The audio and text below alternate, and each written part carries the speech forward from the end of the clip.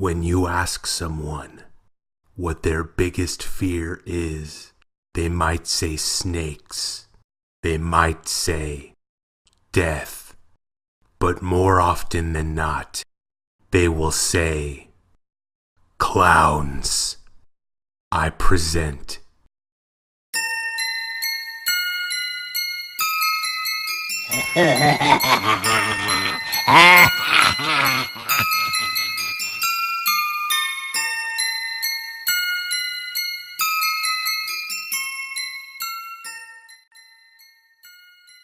Do you remember when clowns started appearing randomly all over the place a while back?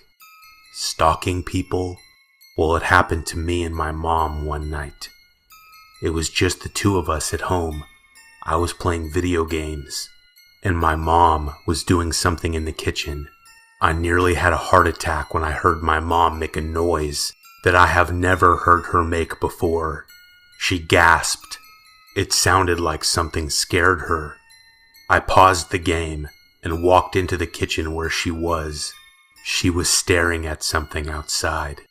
I asked her what was wrong, as I became scared just by looking at her expression, and she made a disgusted face, but also looked very frightened. I asked again what was wrong, and she ignored me again. She walked over to the dining room table and picked up her cell phone, and I took that opportunity to look out the window. Standing outside the window in our driveway, only about 15 feet from me, was a clown looking in at me. I felt goosebumps all over.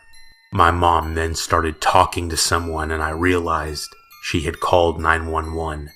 She was describing the clown. I couldn't look out the window at him because of how disturbing it was. My mom hung up the phone and told me police were coming. We both then looked out the window again, and my mom screamed. The clown was now standing right outside the window. She screamed at him to leave, and that the police were on their way. I've never been so scared in my life. She grabbed a big knife from the block on the counter, and we both went into the family room where I was playing video games. Only a few minutes later, it seemed like, we had a knock at our door, followed by the comforting sound of a policeman's voice. My mom opened the door, and the police said there was no clown outside. We didn't sleep very well that night, to say the least.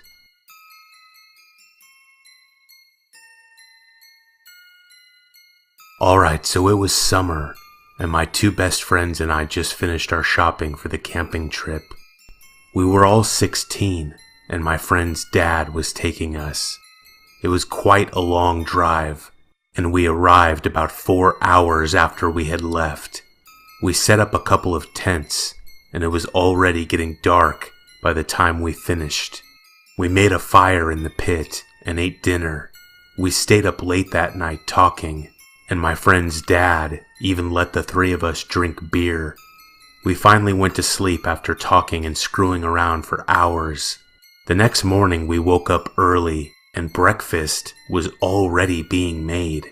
My friend's dad had told us about a waterfall he had seen a long time ago that he was sure was nearby. He said he went swimming in the water below the waterfall, and that it was secluded and really cool. He said we would have to go on a hike to get there, and I was looking forward to seeing that waterfall more than the others, and I really wanted to go swimming. After breakfast, we changed into some hiking clothes, grabbed our swim trunks, and walked off into the direction of the supposed waterfall. 3 minutes into the hike, we were walking through the woods and saw a very small shack, or something like that somebody had built. It looked very old. It was run down and falling apart. We of course became curious and started walking over towards it. That's when we saw him. A clown standing in the open doorway of the shack. The three of us stopped dead in our tracks and didn't know what to do or what to say. I can't really speak for them, but at first I wanted to laugh. But then terror quickly swept over me because of the realization that this was completely messed up. Why the hell Would there be a clown out here? The clown stood there like a statue, and it was obvious that he was trying to scare us. Then, he started running in our direction, and we of course turned around and ran. All three of us fell and tripped over each other because of the adrenaline and how scared we were. We made it back to camp and stared in the direction we had just come from, but he never emerged from the trees. My friend's dad said he believed us when we told him, but I don't think he really did. He was way too calm about it. The three of us freaked out and laughed about it after a while, but I think about it whenever I hang out with the two of them, and we always bring it up. This was 9 years ago, and I still think about it whenever I think of them or see a clown. What the hell was he doing out there? Planning to kidnap or murder someone? Was he just sitting out there, waiting for people to see him?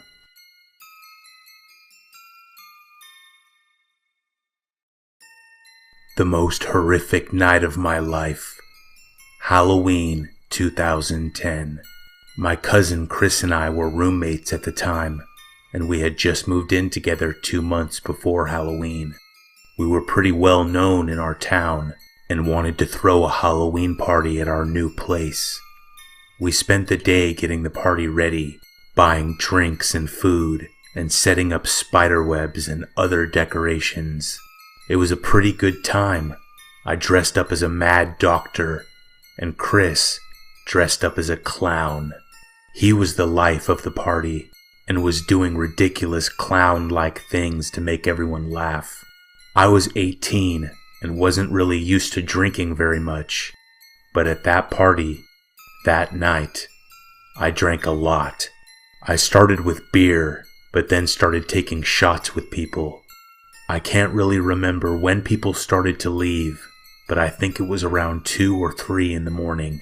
I remember being so drunk that I couldn't move from the chair I was sitting in the living room.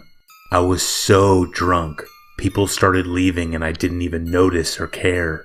I was just watching TV. I kind of remember Chris telling me he was going out to buy some alcohol for some people, and then I passed out. The next thing I remember is waking up to Chris coming back, walking through the garage door, and sitting on the couch opposite of me. The whole room was spinning fast, and I could not keep my vision still enough to focus on anything. I remember asking Chris if he bought the booze, and he just shook his head no. After that, I just remember going in and out of consciousness. My phone was ringing, but I ignored it. I was too drunk and tired to reach into my pocket and answer it. But it kept ringing, over and over and over. I finally pulled it out and hit the green button on the screen. "Yeah," I said into the phone drunkenly. Then I heard Chris's voice say, "Shit, dude, finally. We were just about to leave. We're at Jack in the Box. Do you want anything?" In my drunken state, I didn't put it together right away, but I remember looking over at Chris on the couch, but the room was spinning so much I couldn't make out his face, just the bright colors from his costume. I then said to Chris sitting on the couch, "Dude, stop. I think I'm gonna throw up. Stop calling me. Just stop." He said nothing back, and then I heard Chris's voice on the phone say, "Later," and he hung up. I sat there for a minute, barely able to think, but then somehow I had a moment of clarity.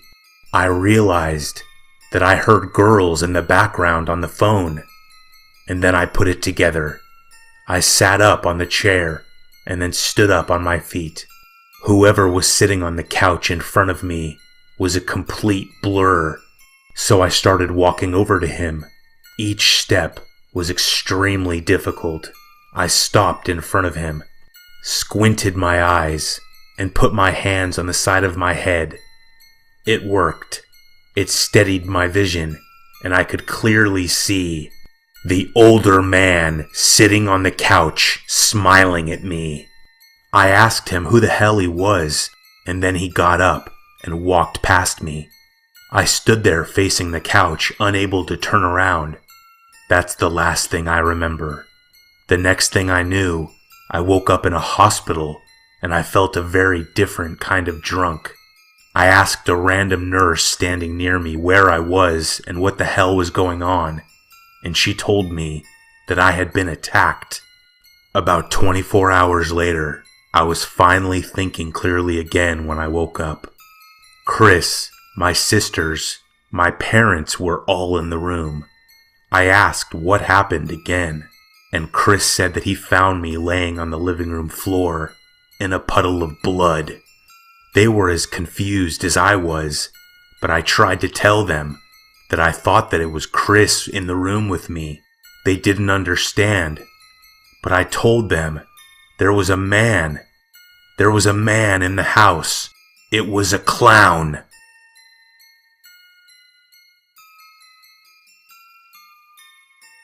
Every year, my town hosts a carnival. Carousels, fair games, Hall of Mirrors, and that stupid twirly swing ride that makes you want to vomit. They really pull out all the stops for this one weekend in October. Growing up, I would get sugar sick, as my mom liked to call it, from all the cotton candy and funnel cakes. I'd only feel the symptoms after the night was done, while laying in bed, clutching my prizes. I ignored the pain and played back all the festivities in my head. I skip the carnival now. It doesn't do anything for me anymore. So imagine my dismay as my girlfriend, who helps work the carnival, dragged me along one night after all the crowds had left. "No lines," she squealed. "I even know how to turn on the Ferris wheel." I tried to look excited.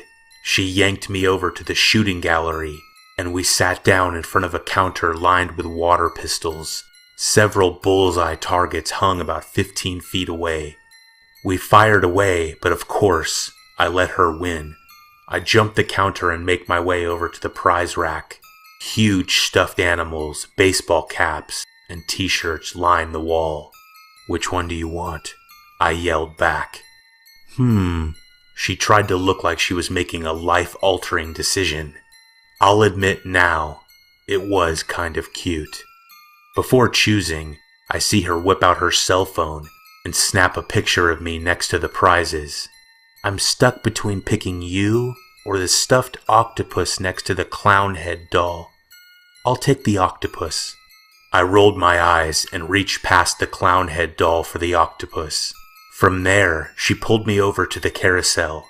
I watched her disappear into the engineer's control room, and a few seconds later the pipe organ started and the carousel cranked into motion. During the ride, she felt it was time for another picture. I really tried to smile this time.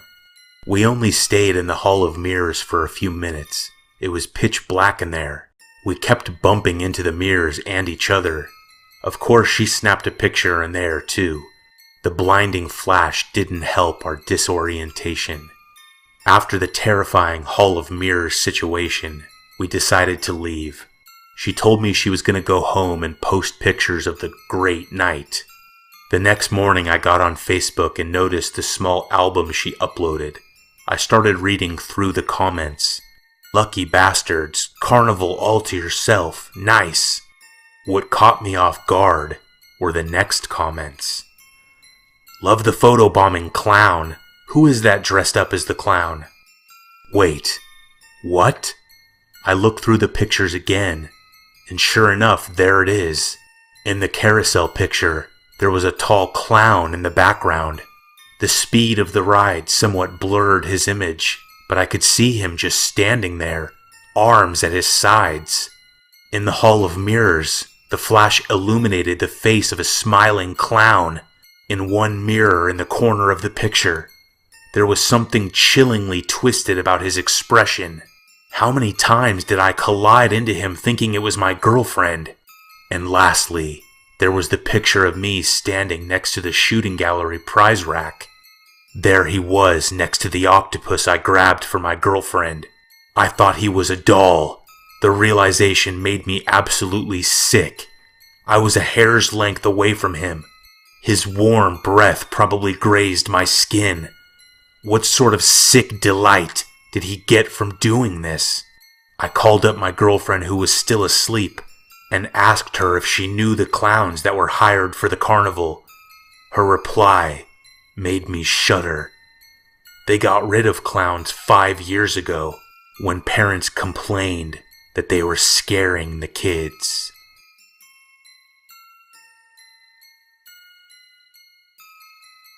I was at a birthday party. Everyone was in the backyard. The adults were sitting around watching the kids, and the kids were watching the clown. I remember thinking the entire time I was watching this clown's act, why would Mark and his wife hire this guy? He was tall, skinny, with dark brown hair.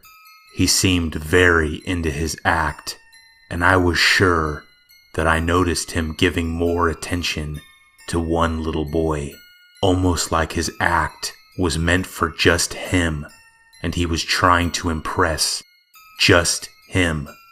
It gave me the creeps because the boy was my neighbor's son, and he was a very handsome kid.